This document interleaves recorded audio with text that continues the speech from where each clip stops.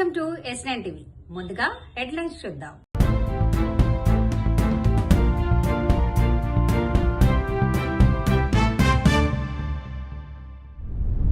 August 18 నుంచి KBR park చుట్టూ one way. PM Ekta mall టెండర్లో భారీ అవకతవకలు. డిఓ ఆఫీసులో సర్టిఫికెట్లు మాయం. పోస్టుల నియామకంపై ఆరోపణలు. దమ్ముంటే అసెంబ్లీకి రా జగన్, దేవినేని ఉమా సవాల్. కేబీఆర్ పార్క్ చుట్టూ ఆల్రెడీ 7 ఫ్లైఓవర్స్ మరియు అండర్ పాసెస్ పనులు ప్రారంభమైనాయి. మీ అందరికీ తెలిసినది.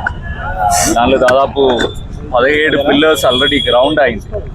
అంటే రోడ్ నెంబర్ 2 బంజారా హిల్స్, ఇంకా కేబీఆర్ నుంచి చెక్ పోస్ట్ మధ్యలో ఇట్లా 2 ప్లేస్లు మనకి ఎక్కడైతే ట్రాఫిక్ రద్దీ కొద్దిగా ప్రాబ్లం ఉండదని అనిపించిందో ఆ ప్లేస్లు ఫస్ట్ గ్రౌండ్ చేశారు ఈ ప్రాజెక్ట్ని. ఇంకా దాదాపు 110 పిల్లర్స్ దాకా ఈ ఫ్లైఓవర్స్, డిఫరెంట్ 7 ఫ్లైఓవర్స్ సంబంధించి గ్రౌండ్ చేయాల్సిన అవసరం ఉంది. అలాగే అండర్ పాసెస్ కూడా పనులు త్వరగా ప్రారంభం చేయాల్సిన అవసరం ఉంది. ఈ చుట్టుపక్కనే ప్రాంతాల్లో ఉన్న ప్రజలకు కానీ, ఈస్ట్ సైడ్ నుంచి వెస్ట్ సైడ్కి ఎవ్రీడే ట్రావెల్ చేసి వచ్చే రోడ్ యూజర్స్, కమ్యూటర్స్కి కానీ ఈ ప్రాజెక్ట్ పూర్తిగా అయిందంటే చాలా ఉపయోగం ఉంటుంది. అంటే ఎక్కడ కూడా సిగ్నల్ లేకుండా ఆటోమేటిక్గా వాళ్ళు కంటిన్యూస్గా మూవ్మెంట్ ఉంటుంది. కానీ ఈ ప్రాజెక్టు నిర్మాణం ఎప్పుడైతే జరుగుతుందో 1.5 years టైం, అప్పుడు ప్రజలకు కొన్ని అసౌకర్యాలు ఉంటుంది. సో దాన్ని తగ్గించే క్రమంలో ఎంత మినిమం ఇన్కన్వీనియన్స్ మన కమ్యూటర్స్కి ఉండాలో అది ప్లాన్ చేసి మేము ట్రాఫిక్ మేనేజ్మెంట్ ఎలా ఈ 1.5 years పీరియడ్కి ఎలా చేయాలన్నది మేము గుర్తించడం జరిగింది. సో దానిలో డిఫరెంట్ స్టాటిస్టిక్స్ తీసుకున్నాము. అలాగే డ్రోన్ విజువల్స్ తీసుకున్నాము. IBI ఆర్కైటిస్ వాళ్ళు హెల్ప్ తీసుకుని ట్రాఫిక్ ట్రాన్స్పోర్ట్ ఇంజనీర్స్ స్టడీ కూడా చేయించిన తర్వాత మనకి క్యారేజ్ వే దాదాపు ఇది పనులు జరిగేటప్పుడు కొన్ని ప్లేసెస్లో ప్రెసెంట్ ఉన్న క్యారేజ్ వే, అంటే ఏదైతే రోడ్ వెడల్పు ఉందో వెహికల్స్ వెళ్ళడానికి, అది 30%కి కూడా తగ్గిపోయే అవకాశం ఉంది ఈ ప్రాజెక్టు గ్రౌండ్ అయ్యటం. కొన్ని ప్లేసెస్లో అయితే 40% క్యారేజ్ వే ఉండే అవకాశం ఉంది. సో ఇంత 100% ఈ రోడ్ యూసర్స్కి ఉన్నప్పుడే ఇంత ట్రాఫిక్ రద్దీ ఉంది. కాబట్టి ఇంకా 30% 40% క్యారేజ్ వే తగ్గిపోయేటప్పుడు మనకి ఇంకా చాలా కంజెషన్ అవుతుంది, చాలా ప్రజలకు ఇబ్బంది అవుతుంది అన్న ఉద్దేశంతో ఈ క్యారేజ్ వేని ఆప్టిమమ్గా ఎలా వాడుకోవచ్చు అని ఈ 1 way స్టడీ చేయడం జరిగింది.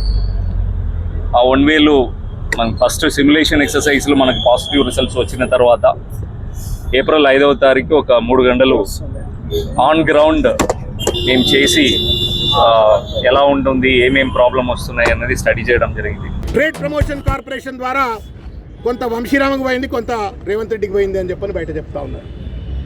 బయట పుకార్లు వస్తున్నాయి. 200 కోట్ల రూపాయలు ఏదైతే interest free loan government of India ఇచ్చిందో అది కొంత ఏదో ఎంగిలి మెతుకులు లెక్క అపర్ణాడికి ఇచ్చి మిగతా అంతా కూడా ముఖ్యమంత్రి దొబ్బుకపోయిండు అని చెప్పని ఇవాళ బయట వార్తలు వస్తూ ఉన్నాయి. ఎవడబ్బ సొమ్ము ఇది? ప్రజల సొమ్ము గద్దల లెక్క దోచుక తింటా ఉన్నారు. ఇవాళ అవినీతి ఆనకండలుగా మారిన అనుమల కుటుంబం ఇవాళ దీనిపైన కేటీఆర్ గారు పెద్ద ఎత్తున ఒక ఉద్యమం లెక్కనే దీన్ని చేపట్టిండ్రు.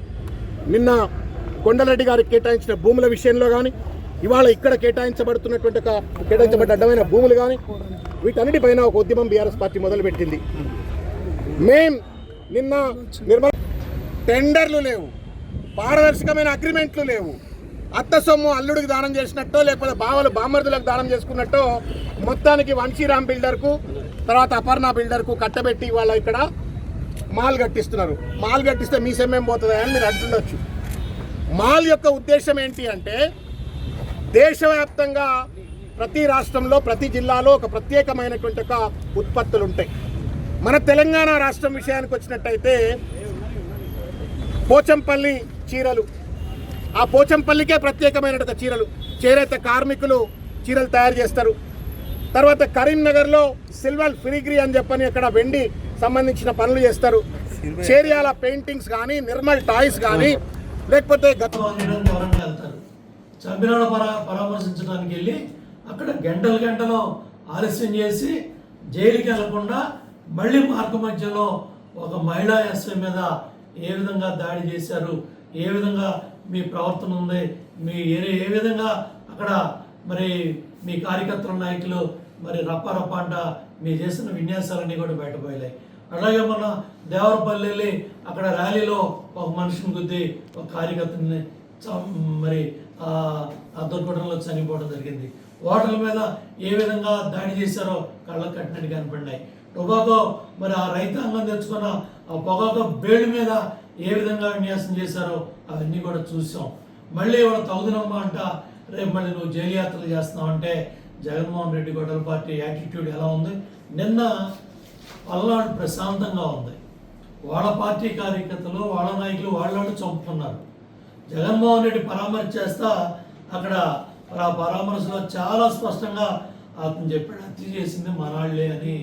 జగన్మోహన్ రెడ్డి గారికి ఫోన్లో ఆ తాలూకా చనిపోయిన ఆ తండ్రి ఎవరైతే ఉన్నారో పాపం అతను చెప్తే దానికి మరి పిన్నెల్లి అక్కడ ఎవరైతే మాచర్లో అక్కడ పెత్తనాలు చేసే నాయకులందరూ కూడా వాళ్ళ అరాచకాలన్నీ బట్టబయలు అవుతా ఉంటే మీ పార్టీ కార్యకర్తలు మీరు మీ దాడుల్లో చనిపోయిన వీటిని కూడా బయట వాళ్ళకి అంటగట్టాలని మీ పరామర్శల్లో కూడా ఫోన్ పరామర్శల్లో కూడా మీ డొల్లతనం నిన్న బయటపడింది.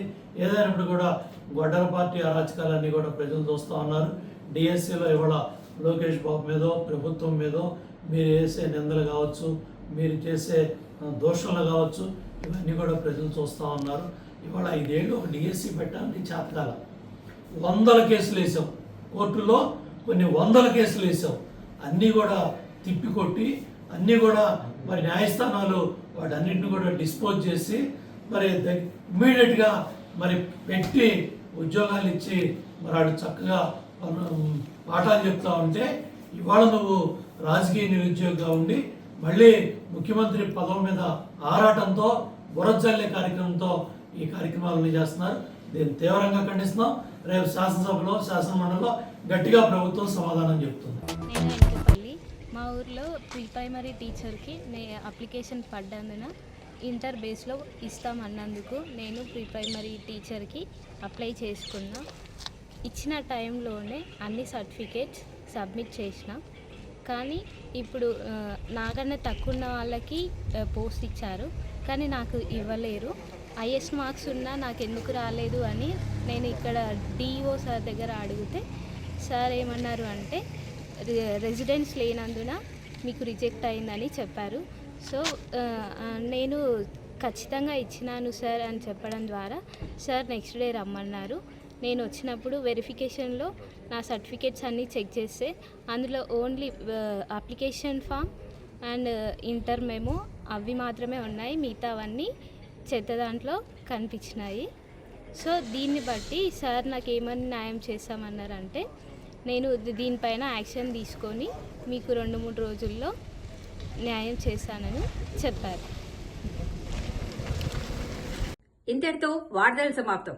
మరిన్ని అప్డేట్స్ కోసం చూస్తూనే ఉండండి S9 TV న్యూస్.